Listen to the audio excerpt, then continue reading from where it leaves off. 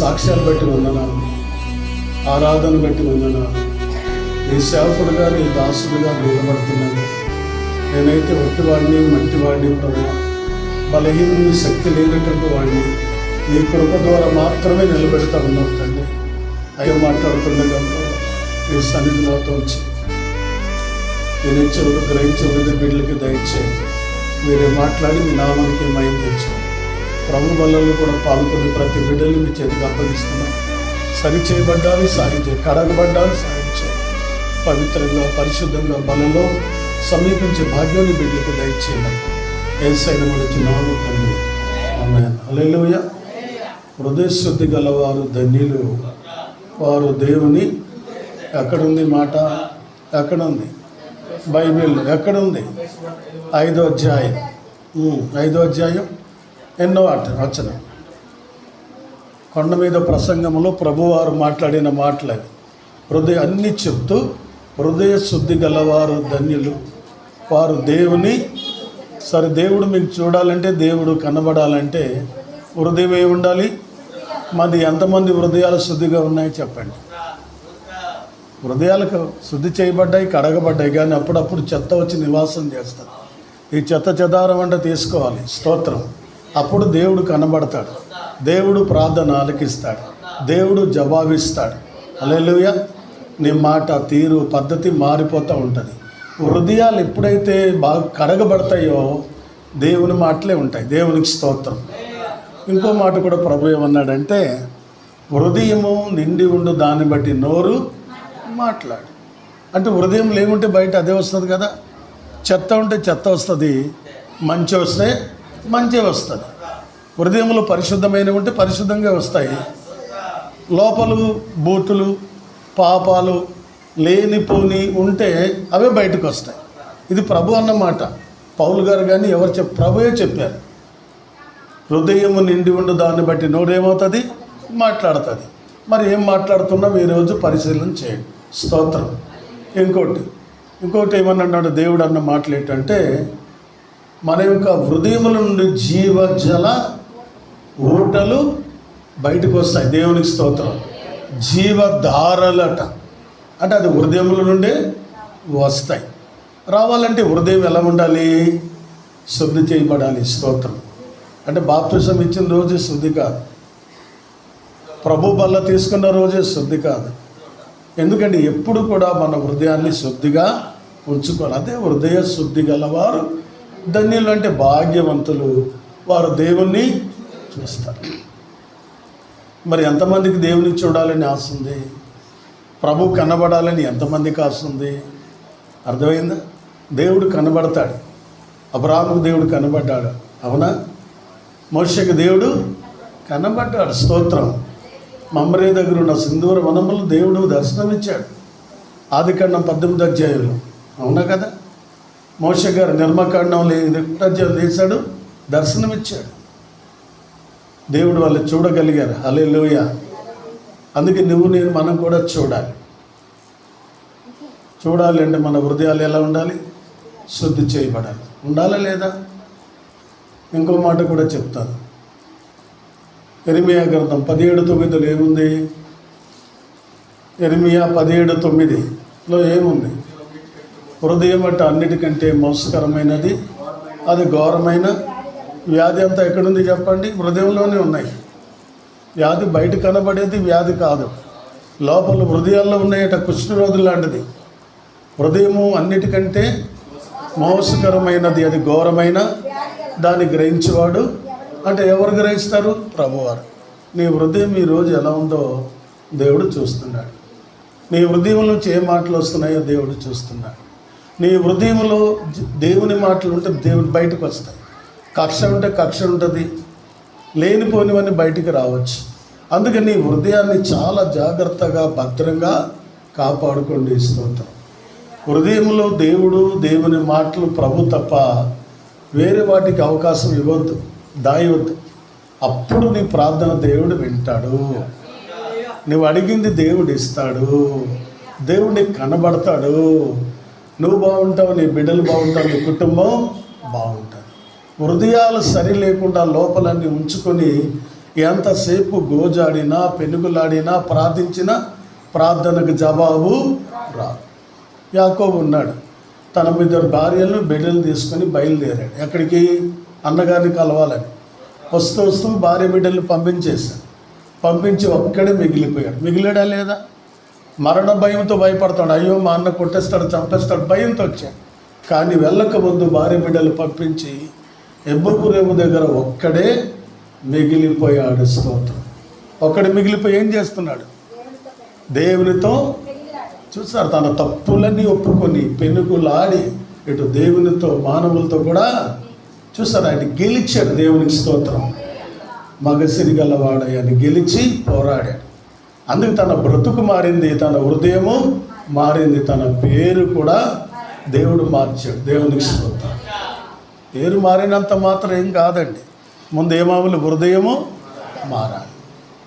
ఎందుకంటే యాకోబుని అంతగా దేవుడు దీవించాడు. స్తోత్రం. యాసావు అన్నీ కూడా పిచ్చోడ్లాగా ఉన్నాడు. పిల్లలు లేరు, జిల్లలు లేరు, కుటుంబమే లేదు. అర్థమైందా? పిల్లలేని పుట్టారు యాసావుకి. యాకోబుకి ఏమైంది? చక్కటి 1213 మంది పిల్లలు ఉన్నారు. ఆయన ఎంత చక్కగా అండి, 12 మంది కొడుకులను కూడా కూతురు ఉన్నట్టుంది. అంటే ఆ 13 బిడ్డలతో ఎంత బాగున్నాడో ఆలోచించండి. అంటే హృదయం ఏం చేశాడు ఆయన? చెప్పండి, ఏం చేశాడు? మార్చుకున్నాడు. చెప్పండి. మోసగాడు అని అనేక పిలిచారు, కానీ యాకోబు నీలో ఏ వంకరతనము లేదు, నీలో మోసం ఎంత మాత్రమును లేదు. దేవుడు యాకోబును మార్చడమే కాకుండా తన బ్రతుకును మార్చి తన పేరు కూడా మార్చాడు. యాకోబు అంటే మోసగాడు అని అర్థం, కానీ దేవుడు ఏం మార్చాడు? ఇశ్రాయేలుగా మార్చాడు. మార్చి ఏం చేశాడు? ఆయన కడుపులో నుండే రాజులు వచ్చారు. స్తోత్రం. యాజకులు వచ్చారు లేదా? యూదాలు వచ్చారు. యూదా గోత్ర స్తుతి సింహస్థినుడు పాట పాడుతాం కదా. వీళ్ళందరూ కూడా ఆయన కడుపులో నుండి వచ్చారు, ఆయన గర్భవస్థ నుండి వచ్చారు. అంటే యాకోబు హృదయం దేవునికి ఇష్టమైంది. దేవునికి స్తోత్రం. ఈరోజు యాకోబును దీవించిన దేవుడు నిన్ను కూడా దీవిస్తాడు, నీ బిడ్డలను కూడా దీవిస్తాడు, కుటుంబాన్ని ఆశీర్వదిస్తాడు. కానీ హృదయం జాగ్రత్తగా మారితే, స్తోత్రం, హృదయం మారితే నీ సర్వ శరీరం అంతా మారుతుంది. నీ చూపు, నీ రెండో మాట చూద్దాం. స్తోత్రం. చాలామందికి ఇవన్నీ తెలియదు. హృదయాల్లో ఏమున్నాయో చూద్దామా? మార్కు సువార్త 7వ అధ్యాయం 21వ వచనం.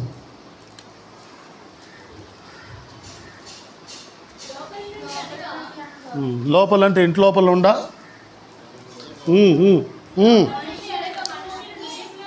లోపల నుండి అనగా మనుషుల హృదయంలో నుండి. ఈ మాట అండర్లైన్ చేసుకుని, లోపల నుండి అనగా చెప్పండి, మా ఇంట్లో నుంచి మీ ఇంట్లో నుంచి కాదు. లోపల నుంచి కుక్కలు నక్కలు అన్నీ రావచ్చు, మనుషులు కూడా వస్తారు. కానీ లోపల నుండి అనగా మనుషుల. ఈరోజు ప్రభు బల్ల సమీపిస్తున్నాం. నీ హృదయములు ఏమని ఉంటే ఇప్పుడు దులిపేసుకుంటే పోతాయి, ఖచ్చితంగా పోతాయి. స్తోత్రం. లోపల నుండి అనగా మనుషుల హృదయములో నుండి దురాలోచన.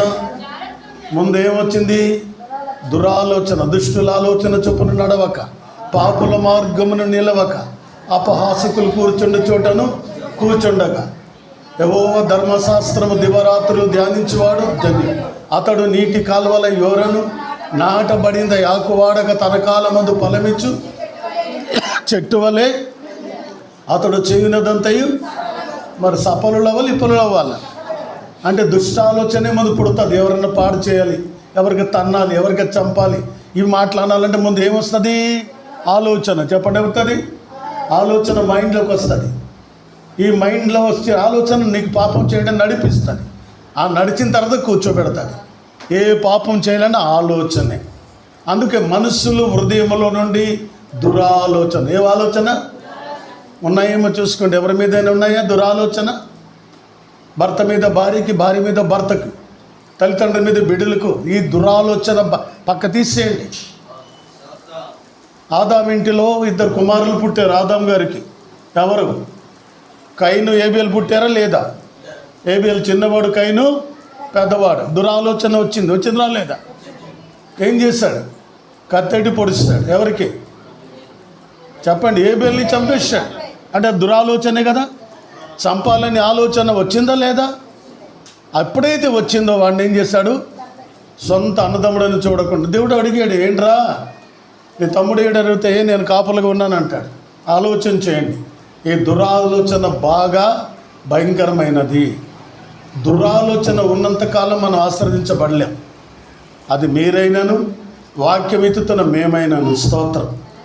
ఎవరు బాగుపడినా వాళ్ళ వైపు చూసి దురాలోచన మనం చేయకూడదు. అందుకే దుష్టాలోచన, దుష్టబుద్ధి, దురాలోచన రావడానికి వీలు లేదు. మీకు తెలుసా, బైబిల్లో ఒక వ్యక్తి ఉన్నాడు, రాజుగారి దగ్గర ఉన్నాడు, ఆయన దగ్గర భోజనం చేశాడు, ఆయన మంత్రిగా ఉన్నాడు. ఆయన ఎవడు చెప్పండి? దావీదు రాజు దగ్గరికి ఉన్నాడు. ఎందుకు తెలుసు? అడిగి దురాలోచనతో ఉన్నాడు. దావీదు కొడుకుని పట్టుకొని జుత్తు పట్టు కలుసుకున్నాడు. దావీదుని ఎలా ఓడించాలో, దావీదు రాజ్యం ఎలా పడగొట్టాలో, అన్ని చంపేద్దాం అనుకుని నేను. లాస్ట్కి ఏమైంది తెలుసా? దురాలోచన చేశాడు. దావీదు మహారాజుని పడగొట్టాలని చూశాడు. అభిషేకించబడిన దైవజనుడిని ఏసేయాలని చూశాడు. కానీ ఏమయ్యాడో తెలుసా?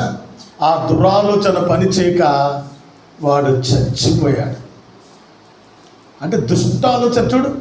ఆయన దగ్గర నుండి, ఆయన దగ్గర తిని మంచిగా మాట్లాడి అంత బాగా చేసి తండ్రిని వదిలి తన కొడుకుతో అబ్షలోముతో చేతులు కలిపి ఆడికి వేసేద్దామని చూశారు.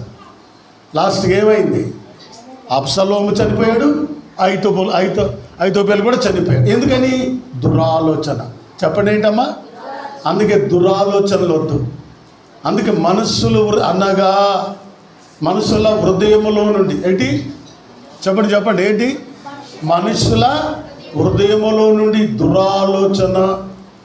ఇది దురాలోచన, దుష్టాలోచన, దుర్భరమైన ఆలోచనలు ఉంటే ఏం చేయాలి? ఈరోజు మార్చుకోండి. మనం మార్చుకుందాం. ప్రభు బలాన్ని స్వీకరిద్దాం.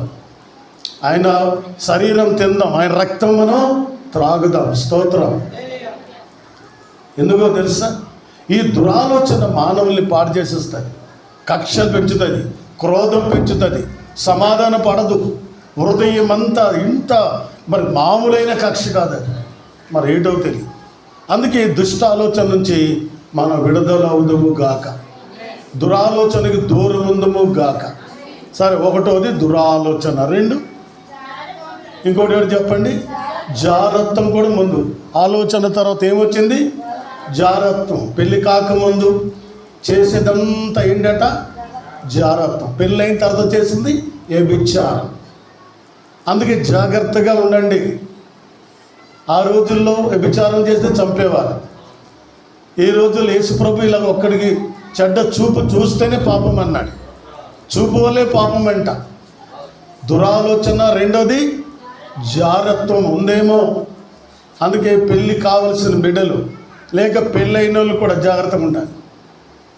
జారత్వానికి దూరముగా పారిపోండి అని చెప్పాడు. స్తోత్రం. జారత్వమునకు దూరంగా ఏం చేయాలి? పారిపోండి. ఆశీర్వాదానికి అడ్డు అవి, దీవెనలకు అడ్డు అవి, మేలుకరమైన వాటికి అడ్డు అవి. అందుకే జారత్వమునకు దూరంగా ఉండాలి. ప్రార్థించే వారితో కలవండి, హృదయ శుద్ధి గలవారితో కలవండి, ప్రార్థన పరులు కలవండి, ఒకటవ్వండి, ప్రార్థించండి. ఇద్దరు కలిసి దురాలోచన చేయబాకండి, దుష్టాలోచన చేయబాకండి. హృదయాలు దేవునికి ఇవ్వండి. స్తోత్రం. అందుకే దురాలోచన, రెండవది జారత్వం హృదయంలో ఉన్నాయి. ఇవన్నీ ఎక్కడ ఉన్నాయమ్మా? ఇక్కడ నివాసం చేస్తూ ఉన్నాయి.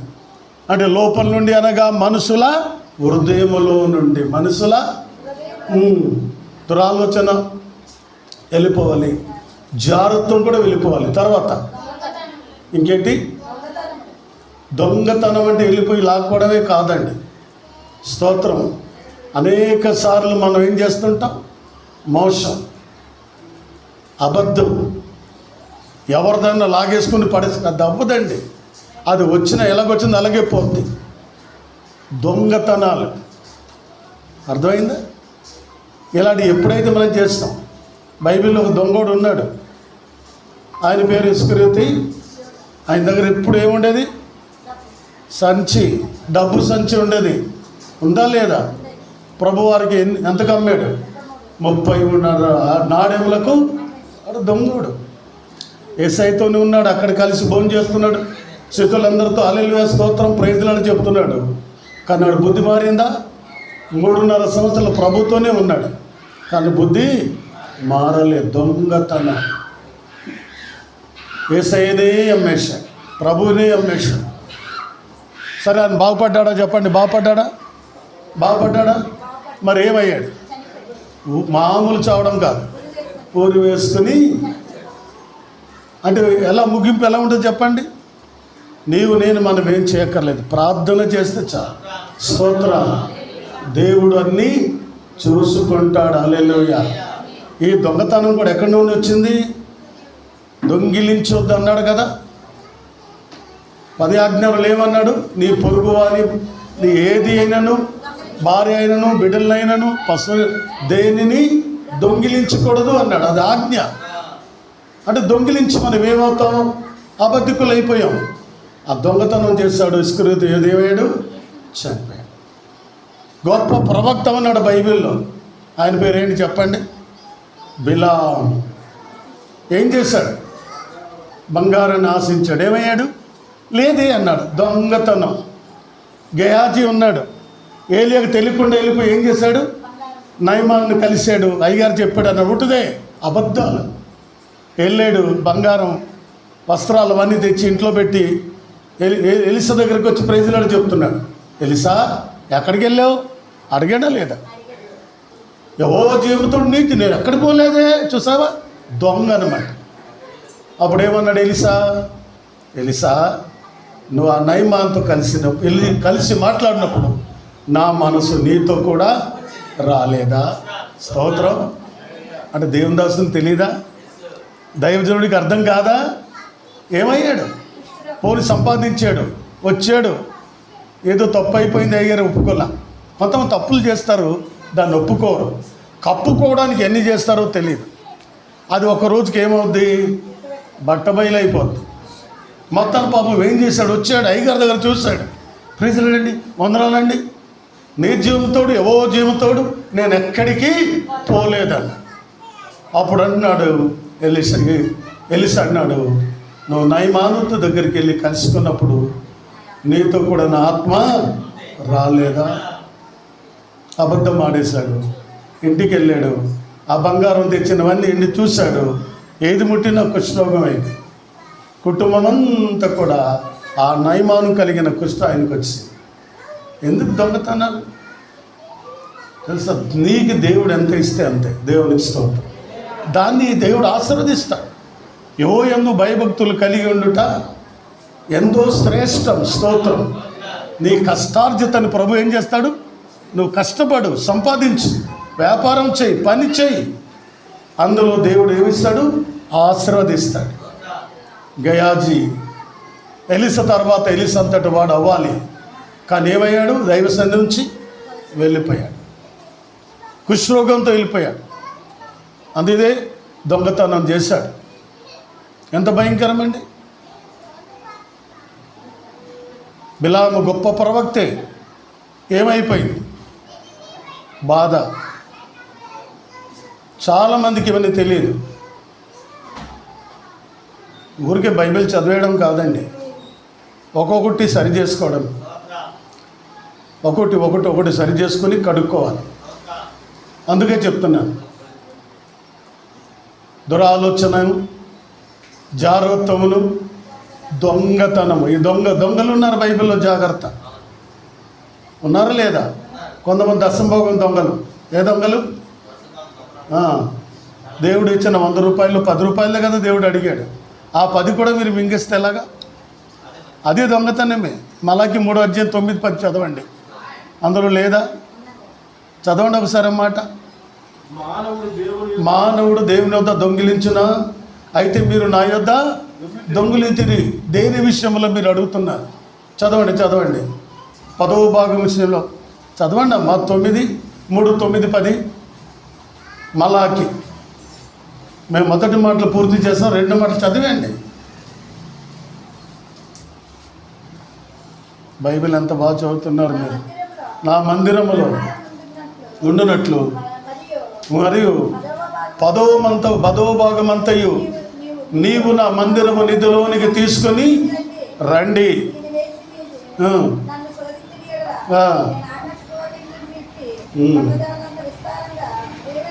ఆ మాట చదువు. మానవుడు దేవుని వద్ద ఎన్నో వచనం అది? 8వ వచనం. మానవుడు దేవుని వద్ద దొంగిలున్నా అయితే మీరు చాలు. అంటే మానవులు ఎవరు? ఎలాగూ దొంగలు అన్నమాట. ఎవరిదేం తీసుకోవద్దు. నువ్వు దేవుడి దగ్గర దొంగ అయిపోవద్దు. స్తోత్రం. నువ్వు దేవుడి దగ్గర దొంగ అయితే దేవుడు నీకు ఇవ్వడు. నీకు మాట సూచించాడు దేవుడు. ఏలియాని కాకుల ద్వారా పోషించాడు. స్తోత్రం. ఏలియా ఏమైనా కష్టపడ్డాడా? పనికి వెళ్ళాడా? చెప్పండి. ఆ వాగు దగ్గర ఉండమన్నాడు అంతే. ఉండగానే ఏం చేశాడు? ఉదయం మధ్యాహ్నం చక్కటి రొట్టె మాంసం తీసుకెళ్ళి పెట్టేవారు. స్తోత్రం. నీ హృదయం బాగుంటే నువ్వు పోషింపబడతావు. నువ్వు ఎవరికి చేతులేచి అడిగే పని లేదు. స్తోత్రం. ఏటుకరుడు దేవుడు, నా దేవుడు చూసారా? అన్నిటికీ సరిపడా దేవుడు నాకు ఇచ్చాడు. అంటే ఏంటి? అందుకే దొంగలుగా మనం ఉండవద్దు. స్తోత్రం. హలో, మానవుడు దేవుని వద్ద దొంగిలునా.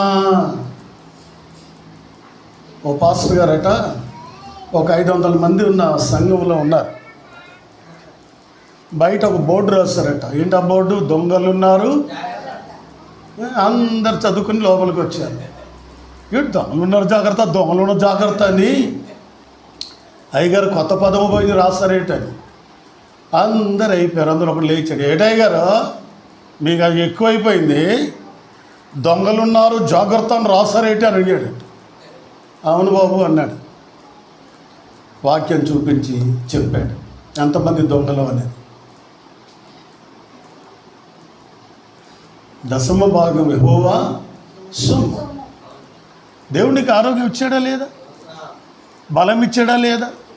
నీ నడకలో, నీ పడకలో, నీ డ్యూటీలో ఆయన ఆరోగ్యం ఇస్తే కదా మీరు చేయగలుగుతున్నారు. ఆయన ఆరోగ్యం పోతే మీరు చేయగలరా?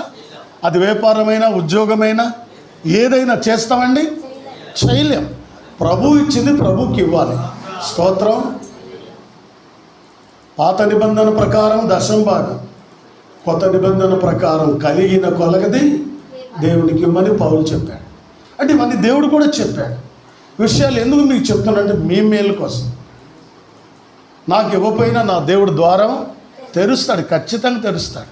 స్తోత్రం. వచ్చారు, చూశారు. నా డయాలసిస్కి ఇచ్చిన డబ్బులు దేవుడు ఇచ్చాడు. మళ్ళీ కనిపెట్టాలి ప్రభు వైపు. స్తోత్రం. దేవుడు ఇస్తాడే కూడా. నేను దొంగ అయితే దేవుడు నాకేమి ఇవ్వడు. నీళ్ళు పోసిన వాళ్ళకట నీళ్ళు పోయబడును సామెతలో చెప్తాడు. నీళ్ళు పోస్తేనే నీకు కూడా. 40 సంవత్సరాల నా సేవా జీవితంలో ఎంతోమందిని, అది గొప్ప కాదు కానీ ఈ చేతులు చాపాను, అన్నం పెట్టాను, నా కలిగిన రూపాయర్ధ ఇచ్చాను. అందుకే పిలిచినవాడు నమ్మదగినవాడు. స్తోత్రం. ఆయన మీద నేను ఆనుకున్నాను, ఆధారపడ్డాను. అర్థమైందా? నా అన్నవారు కానుకలు పంపకపోవచ్చు, దశంబాలు ఇవ్వకపోవచ్చు, వాళ్ళు అసూయ పడుతూనే ఉండొచ్చు. కానీ నా దేవుడు ఏం చేస్తూ ఉంటాడు?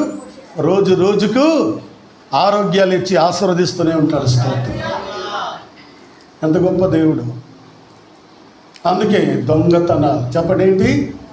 మనుషుల హృదయముల నుండి అనగా దురాలోచన 1, జాగ్రత్త 2, 3వది ఏంటి? దొంగతనాలు. ఇది దొంగ వేడు చెప్పాను ఇప్పుడు నేను. అందుకే ఈరోజు స్టడీ చేసుకోండి. ఒకవేళ దొంగతనాలు ఏమైనా చేస్తే లెక్క అండి. ప్రతిదీ దేవుడి దగ్గర లెక్క. 1000 రూపాయలు ఇస్తే 100 రూపాయలు దేవునికి ఇవ్వండి. 10,000 ఇస్తే 1000 ఇవ్వండి. దాన్ని కలుపుతాడు దేవునికి. స్తోత్రం. ఎన్ని ఇస్తాడో దేవుడు తెలుసా? ఇస్తాడు. అలాగిచ్చి శోధించమన్నాడు. అలా మీరు చెయ్యరు, ఊరికి అడిగేస్తూ ఉంటారు. ఇదైనా నువ్వు చెయ్యి, అప్పుడు చెయ్యి, అడుగు దేవునికి. స్తోత్రం. ఎక్కడ తీసుకురావాలంటే 10వ భాగాలు, 10వ భాగములన్నీ నా మందిరములో నిధులున్నట్టు తీసుకొని రండి. ఇచ్చి నన్ను శోధిస్తే ఆకాశ వాక్యంలను ఇప్పుతాడు, పట్టజాలంత ఆ దీవెనలు. అది ఇవన్నీ హృదయంలో ఏమున్నాయి? దొంగతనాలు. తర్వాత ఏముందమ్మా? ఇంకేంటి అంటే వీళ్ళు కత్తెడి పొడుస్తూనే కాదు, నరహత్య. అర్థమైందా? ఆడ చచ్చిపోవాలని చెప్పేది కూడా నరహత్య. కక్ష పెట్టుకొని లేనిపోని కక్షలు క్రోధం పెట్టేసుకొని అలా చేసి ఆలోచించండి. నరహత్య చేయకూడదు, అది కూడా 10 ఆజ్ఞలు ఒక ఆజ్ఞ. నరహత్య చేయొద్దు అని ఉంది.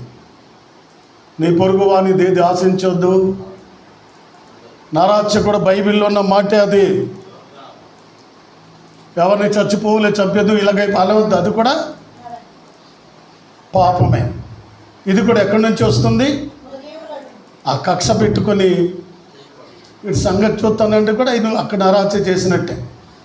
4 తర్వాత చదవండి. వ్యభిచారం చెప్పాను, ఇంత వదిలేయండి. అది ఏంటి? లోభమా? లోభం అంటే ఏంటి చెప్పండి? ఉండి కూడా లేదండం. లోబి అంటారు కదా, పిస్నారితనం. లోభం నీకుంది కానీ ఏమనుకున్నావు నువ్వు? లేదు అని చెప్పేస్తున్నావు. కొంతమంది ఈజీగా చెప్తారు, ఉండి కూడా నాకు ఇంత ఉందండి, మనకి ఇలా కదా సరిపోదు, అన్నీ బాగుంటుంది కానీ ఉండి కూడా లోభంతో ఉండకూడదు. కొంతమంది నీతి కబుర్లు చెప్తూ ఉంటారు. నీతి కబుర్లు బోధ మాకు హాస్టల్కి బోధ చేస్తూ ఉంటారు. అంటే నేను అంటాను, అంటే నువ్వు నాకు బోధ చేస్తున్నావా? విశ్వాసం గురించి నాకు చెప్తూ ఉంటారు. నువ్వు చెప్పేది ఏంటి? నాకు తెలియదా? విశ్వాసం గురించి, నమ్మకం గురించి ఇవన్నీ మాకు టీచ్ చేస్తూ ఉంటారు. మాకు తెలియదండి. ఇలా బతికి ఉన్నానంటే ఏంటి? దేవుని, నా సొంత శక్తి భక్తి మీద కాదే, దేవుని కృప, స్తోత్రం. ఇవన్నీ చాలామందికి తెలియకుండా సేవకులు బోధిస్తూ ఉంటారు. అంటే మాకు తెలియదా? అంటే లోబితనం. ఉండి కూడా లేదు. ప్రభు అనలేదు నీకు 2 కలిగి ఉంటే ఒకటి ఇమ్మన్నాడు లేదా? చెప్పండి. 2 వస్త్రం కలిగి ఉంటే ఒక వస్త్రం దాని వచ్చేయమన్నాడు. కొంతమంది ఇవ్వరు. అంత లోభం. నీ అన్నదమ్ముడు, నీ అక్క చెల్లెలు ఏది లేమిలో ఉన్నారనుకోండి, ఏం చేయాలి? నీ పొరుగువాణిని ఏం చేయమన్నాడు? ప్రేమిస్తున్నారు. మరి చెప్పండి. బైబిల్ అంతా 2 ఆజ్ఞలు. ఒకటోది నిన్ను వల్ల నీ పొరుగు వారిని. మరి రెండవది ఏంటి? మీ తల్లి తండ్రిని.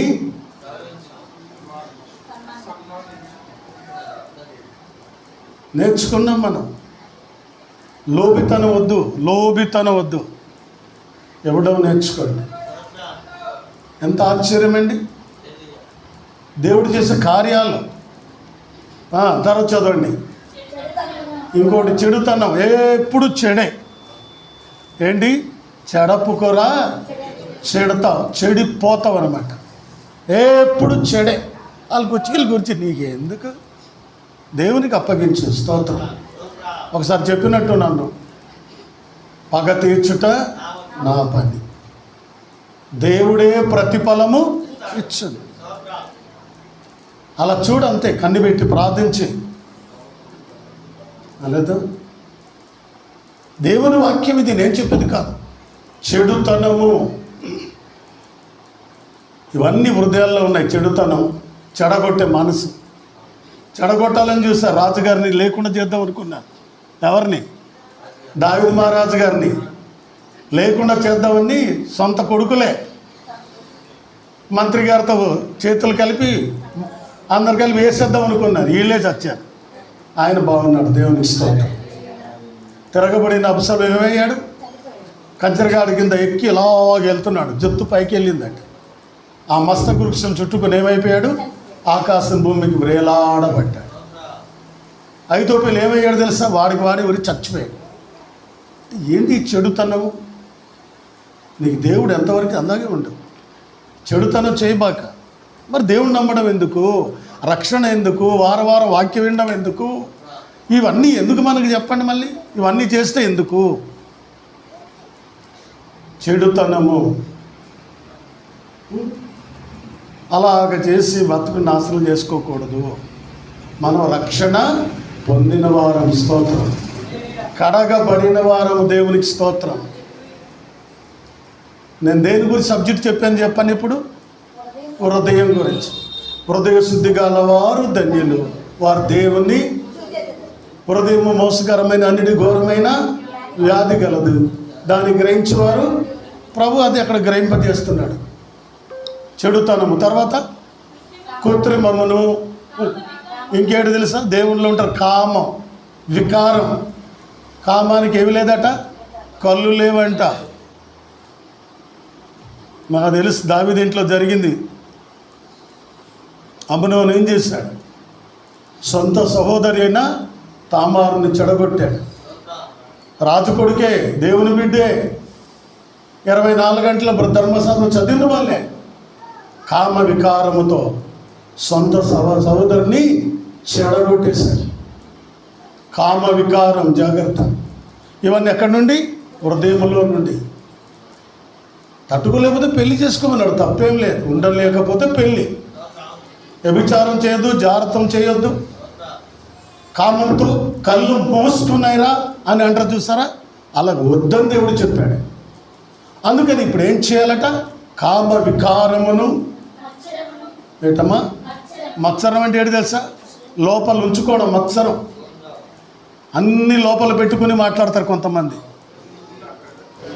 అంటే వేషం మారకపోతే బ్రతుకు మారదు. స్తోత్రం. మత్సరం కూడా ఎక్కడుంది? హృదయంలో ఉన్నాయి. మీరు ఇంటికి వెళ్ళి కూడా ఇవన్నీ ఒకసారి మేము చెప్పినవన్నీ మళ్ళీ చదవండి. అప్పుడు కడుక్కొని బాగుండండి.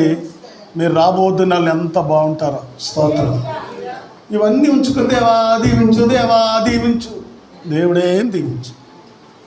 ఇవన్నీ పక్కన పడేసి దేవుని అసలు కన్నీళ్ళు కాచి ప్రార్థిస్తే నీ ప్రార్థనకు దేవుడు జవాబు వస్తుంది. నువ్వు అడిగింది దేవుడు ఇస్తాడు. ఓకే. మొన్న ఎవరు ఆ తిట్టిన మాటలు గుర్తుండిపోతాయండి. కక్షలు, మత్సరం అనమాట.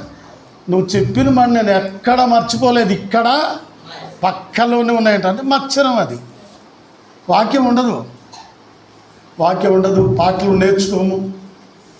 ఇవన్నీ మత్సరాలు లోపలంతా పెట్టుకున్నారు. మత్సరమును, తర్వాత ఇంకేంటి? దేవ దూషణ. దేవుడు అన్నాళ్ళే కదా, చెప్పేవలే. కొంతమంది దేవుని దూషణ చేసిన వాళ్ళు లేరా? వీడు భక్తుడు అయిపోయాడట్రా బాబు. దేవ దూషణ దూషించకండి. స్తోత్రం. ఆయన అలా బతుకునివ్వండి. దేవ దూషణయు. ఇంకోటి ఏంటి? అహంకారం. అహంభావం అన్న అహంకారమైన ఒకటే. అహంభావం అంటే ఏంటి తెలుసా? మింగడానికి మెతుకు లేకపోయినా మీసానికి సంపెంగను ఉన్నాయి. రూపాయికి పని చేయం మనం, కానీ ఎంత అహంభావం తెలుసా? ₹1,00,00,000 ఉండవడైనా అలాగుండరు. రూపాయి లేకపోయిన అహంభావం, అంత గర్వం అన్నమాట. ఇవన్నీ హృదయాల్లో ఉండకూడదు. అహంభావమును, అవివేకము. చాలామందికి ఎంత చెప్పినా వినరు. ఎందుకని ఇంత అవివేకం అంటాడు తండ్రి. నాకు తెలుసులే, పెద్దలు చెప్పావు, చెప్పింది విను అంతే. చాలామందికి అవివేకం ఎక్కువ. తల్లి మాట వినరు, తండ్రి మాట వినరు, సేవకుడు మాట వినరు, పెద్దల మాట. అవివేకం వినరు వీళ్ళు. అవివేకమును ఏంటమ్మా? వచ్చును. ఇవన్నీ మంచి అన్నాడా చెడ్డ అన్నాడా? చెప్పడు ఏంటి? మరి ఎవరిలో ఉన్నాయో అన్నీ మీరు చెడ్డోళ్ళ మంచోళ్ళ? మీలో ఉంటే మీరు అందరు చెడ్డోళ్ళే. ఈ తీసి బయట పారేస్తే మంచోళ్ళు. దేవుని స్తోత్రం. మంచివాడు యేసయ్య, ఆ మంచి మనకిస్తాడు. ఈ చెడ్డ అయినా ఆయనకు అప్పగించాడు. దేవుని స్తోత్రం. చదువమ్మా. ఈ చెడ్డవన్నీ అంటే లోపల నుండి బయలు వెళ్ళి మనుషుల్ని, అది ఆయన చెప్పాను. ఆయన అంటే ఎవరు? మీ ఆయన, మా ఆయన కాదు, యేసయ్య. దేవునికి స్తోత్రం. ఆయన చెప్పి మైండ్లో భద్రం చేసుకోవాలి. దేవునికి స్తోత్రం. అప్పుడు ఈ చెడ్డవన్నీ అన్నాడా మంచివన్నాడమ్మా?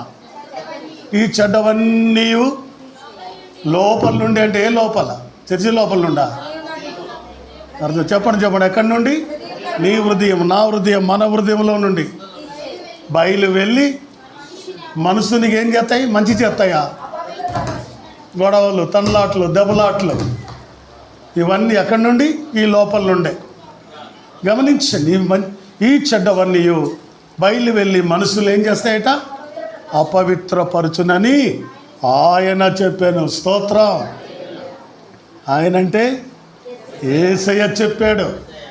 అలా చేయండి, దులుపుకోండి, హృదయాలు మంచిగా ఉండండి. ఎంత బాగుంటాడు! హృదయాన్ని జాగ్రత్తగా కాపాడుకోండి. సామెతలు బోల్డ్ ఉన్నాయి చెప్పాలంటే.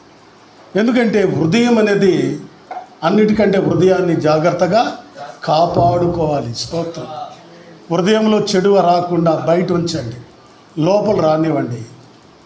ఆ హృదయం లోపల దేవుని వాక్యమే ఉంచండి. 2 చెప్పి ముగిస్తా. 119వ కీర్తన చూడండి. 119వ కీర్తన 11వ వచనం.